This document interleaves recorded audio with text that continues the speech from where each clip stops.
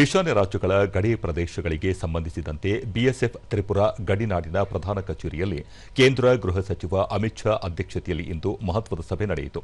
ಸಭೆಯಲ್ಲಿ ತ್ರಿಪುರಾ ಮುಖ್ಯಮಂತ್ರಿ ಮಾಣಿಕ್ ಸಹಾ, ಮುಖ್ಯ ಕಾರ್ಯದರ್ಶಿ ಜೆಕೆ ಸಿನ್ಹಾ, ಡಿಜಿಪಿ ಅನುರಾಗ್ ಧನ್ಕರ್ ಮತ್ತು ಇತರ ಹಿರಿಯ ಅಧಿಕಾರಿಗಳು ಮತ್ತು 8 ಗಡಿ ಜಿಲ್ಲೆಗಳ ಜಿಲ್ಲಾ ಮ್ಯಾಜಿಸ್ಟ್ರೇಟ್ಗಳು ಮತ್ತು ಪೊಲೀಸ್ ವರಿಷ್ಠಾಧಿಕಾರಿಗಳು ಭಾಗವಹಿಸಿದ್ದರು.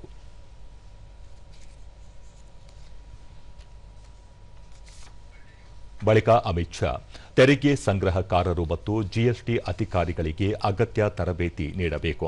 ಕೇಂದ್ರ ನೇರ ತೆರಿಗೆ ಮಂಡಳಿ ಸಿಬಿಡಿಟಿ ನಕಲಿ ಕರೆನ್ಸಿಯ ಕುರಿತು ಸಮೀಕ್ಷೆ ನಡೆಸಬೇಕು. ಮಾದಕ ದ್ರವ್ಯ ಮತ್ತು ಬಂದೂಕುಗಳ ಬೆದರಿಕೆಗಳನ್ನು ನಿಭಾಯಿಸಲು ಗಡಿಯಲ್ಲಿ ವಾಸಿಸುವ ಜನರಿಗೆ ತರಬೇತಿ ನೀಡಲು ಶಿಬಿರಗಳನ್ನು ಆಯೋಜಿಸಬೇಕು.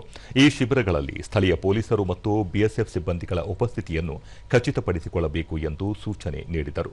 ಪ್ರಧಾನಿ ನರೇಂದ್ರ ಮೋದಿ ಅವರ ನೇತೃತ್ವದಲ್ಲಿ ಗಡಿ ಪ್ರದೇಶಗಳ ಸಮಗ್ರ ಅಭಿವೃದ್ಧಿ ಮತ್ತು ಸುರಕ್ಷತೆಗಾಗಿ ಕೇಂದ್ರ ಮತ್ತು ರಾಜ್ಯ ಸಂಸ್ಥೆಗಳ ನಡುವೆ ನಿಕಟ ಸಮನ್ವಯ ಸಾಧಿಸುವ ಜೊತೆಗೆ ಅಂತಾರಾಷ್ಟೀಯ ಗಡಿಗಳಲ್ಲಿ ಅತ್ಯುನ್ನತ ಗುಣಮಟ್ಟದ ಭದ್ರತೆಯನ್ನು ಖಚಿತಪಡಿಸಿಕೊಳ್ಳಲು ಕೇಂದ್ರವು ದೃಢವಾಗಿ ಬದ್ಧವಾಗಿದೆ ಎಂದು ಹೇಳಿದರು.